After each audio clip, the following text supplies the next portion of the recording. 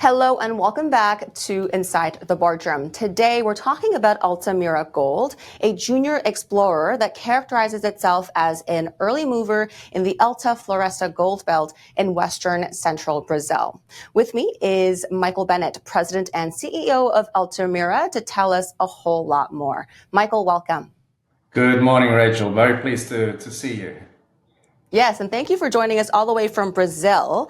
Let's start it off by introducing Altamira to us, by first providing an overview of the Alta Floresta Gold Belt as mentioned, and then going over your most advanced project, Cajueiro. Altamira was born as a private company in 2014.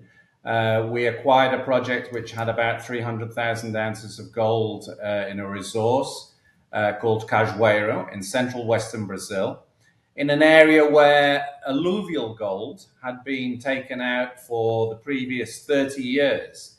And what attracted us to this area, apart from the good-looking geology, was the fact that nearly 10 million ounces of gold had been recovered by local miners in this area.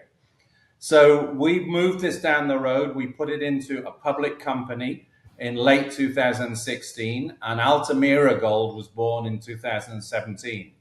And because we were early movers, and at the time, as markets do, there are lulls in markets, there wasn't very much competition in the area. Altamira Gold was able to pick up not just one area called Cajueiro, but two other huge areas, one called Apiacaz and one called Santa Helena. What we've been doing over the last, let's say, 2 years, Rachel, is looking at other anomalous areas within that area. So if we look at our area, 15 kilometers east-west has alluvial gold taken out of the streams, out of every single stream in our property package. Now that's very, very strange, and that was really what lighted my mind up when I first saw this property in 2006. I thought, look, if there's so much alluvial gold, maybe there are primary sources in there, and if there are, we could be onto a very large gold project here. And sure enough, what we've discovered over the last 2 years is we've discovered a new area called Maria Bonita, which was never worked for the primary gold by the local garimpeiros, the local artisanal miners. And what is it? It's a porphyry. It's a gold porphyry system. It's a very rare find, really. Even in Brazil, it's probably the first. The rocks are 1.8 billion years old, so it shouldn't have even been preserved, but it has been. And the fact that it's been preserved, and we are now starting to see other rocks on surface which look like the same sort of rocks, we believe we have a porphyry district here.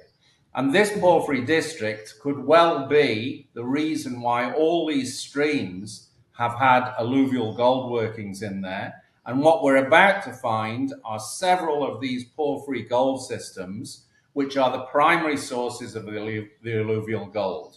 And so, it's not difficult to imagine that what we could be sitting on in Cajueiro is really a very, very large gold camp. And why your team, right, technically, management-wise, to take full advantage of what you can potentially find here in this gold belt? Well, we have a group of 6 geologists. They're all local guys. I actually live here in Alta Floresta, which is about 1.5 hours drive from the Cajueiro property. I was out there yesterday, so I'm a hands-on CEO. I like to travel to all these conferences, etc., but I also like to be on the ground, get my hands dirty, and feel that adrenaline when we actually find things. So that's what pushed us to do this, to put together Altamira Gold. We have a group of directors who are all also hands-on people: Alan Carter, Yanis Itos, and people who have found lots and lots of gold deposits in their lives. And that's what has moved us to believe in this area, to be first movers in the Alta Floresta Gold Belt. And lo and behold, who moved in there in 2017? Anglo-American moved in there because they found a porphyry copper. So we're sitting on top of some of the best ground. We have about 180,000 hectares in these 3 projects. And we're sitting on some of the best ground in the whole of the belt, where 10 million ounces of gold was already taken out in very, very rustic fashion. And last but not least, I want to talk about mining jurisdiction. What is it like? I know you've been there for a few years now, but what is it like operating so far where you are? Well, Mato Grosso has changed hugely since I first came here in 2006, and that's largely because of the enormous agriculture push in the area.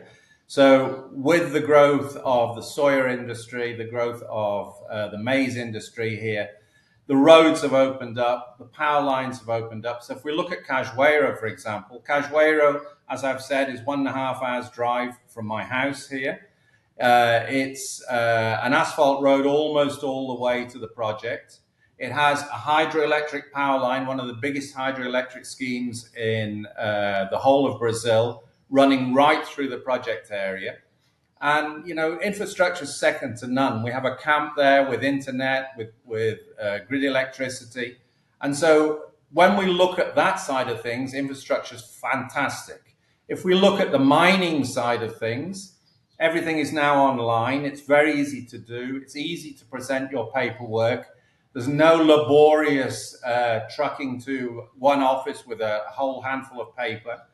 And the environmental system is also moving that way. And so I believe we're in an excellent regime, both for exploration and for turning it into a mining property. All right, that was Michael Bennett of Altamira Gold, ALTA on the Venture Exchange. We'll keep watching. You know, from the sounds of it, this is a junior that has major level projects. So again, we'll stay tuned. Thanks for watching. We'll see you next time.